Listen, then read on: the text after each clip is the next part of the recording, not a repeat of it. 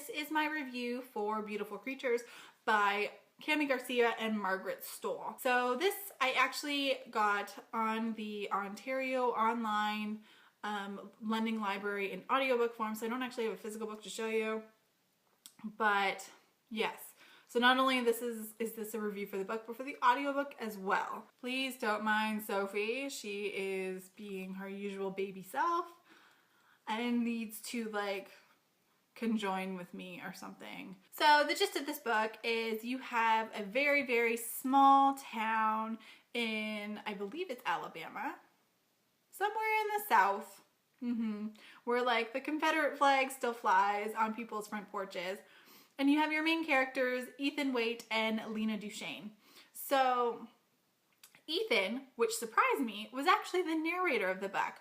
I don't know why I was anticipating that it was either a dual narration or it was just from Lena's point of view. So I was a little surprised, and it ended up being a really good thing that I got to hear the story from Ethan's perspective. Lena is the new girl at school, and she comes from the familial background, which in a small town you will definitely understand, but there's already that following of the black shadow with her. So it doesn't matter what type of person she is, her family reputation has already marked her against the rest of the community, except for Ethan. So through a series of events, the two of them become very, very close, and they actually form a romantic relationship. But it is hindered because Lena has a family secret that is kind of in like the fictional, not fictional way known by the townspeople, but they don't actually know it's true. And she comes from a line of magical doing people called casters. And because Lena's about to turn 16 in the next few months, she then has to be claimed by either the light side or the dark side, and it's not something she has a choice in, and she's freaking out about it. So the entirety of the book is leading up until the night of Lena's 16th birthday, where she's going to be claimed. And you're following both Ethan in his very emotional journey because he wants to protect Lena and he wants to help her, but then Lena is trying to protect him by pushing him away, and they're trying to solve the mystery of why this curse has been put upon her family, why she can't choose what side she wants to be on. And it does historical flashbacks with ancestors from both of their families during the Civil War, and it's just a lot of information that gets thrown at you during this book, and it is a good thing. So in this book you do have a very large supporting cast of characters.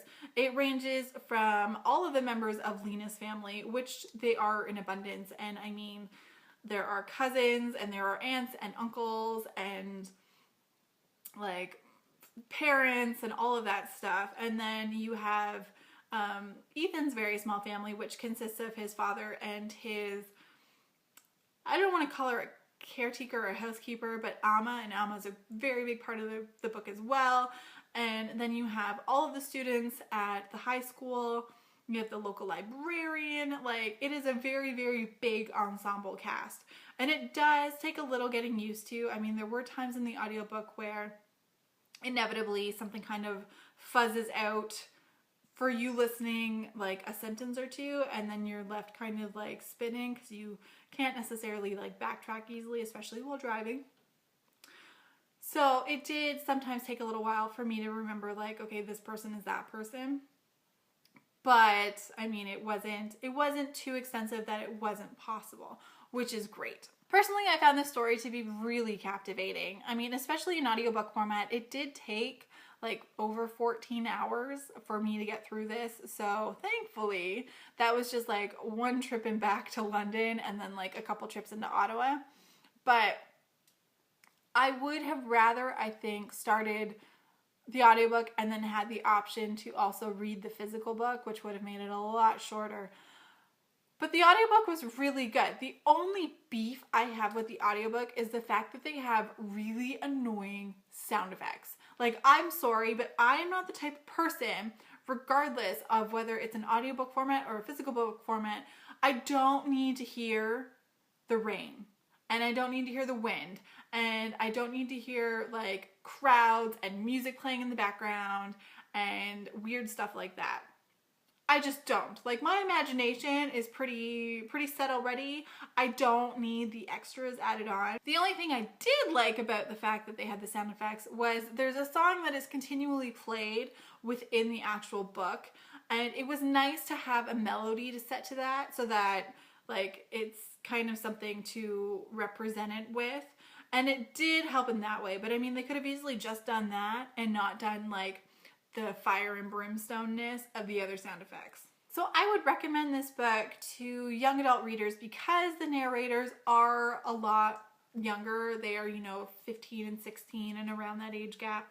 It did at times seem a little young to me, but the age wasn't as huge of a deal as it sometimes can be with these books. There was enough going on where it was easy enough to not fall into the very childishness that some books can take it when the main characters are this young. Definitely this is the book for someone who wants a monster of a book to read because it is like quite thick in its physical format. I mean, the fact that the audiobook is 14 hours long, probably closer to 15 hours long, if not 16. Yeah, like it's a big book. So it's definitely not something that a unprepared reader should take on. Definitely a more experienced reader would have maybe a little bit more of an easier time with it. But that being said, I'm sure it's going to appeal to a very wide audience of readers, especially those who are like the older middle grades and then the young adult readers. There's not a huge focus on the romance between Ethan and Lena, which is great. A lot of it is really focused on like the magicness of it all with the casters. So it's going to definitely apply to people who like that fantasy book a lot more than maybe the contemporary books. And it's definitely, it has enough of a mystery to it as well that mystery lovers would probably get a lot out of it too.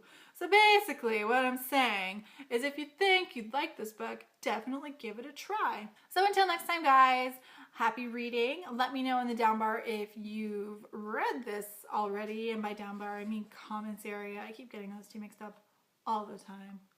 But let me know if you've read it and if you liked it or if you didn't like it, and let's open up the discussion, okay? So until next time, happy reading, and I'll see you then. Bye!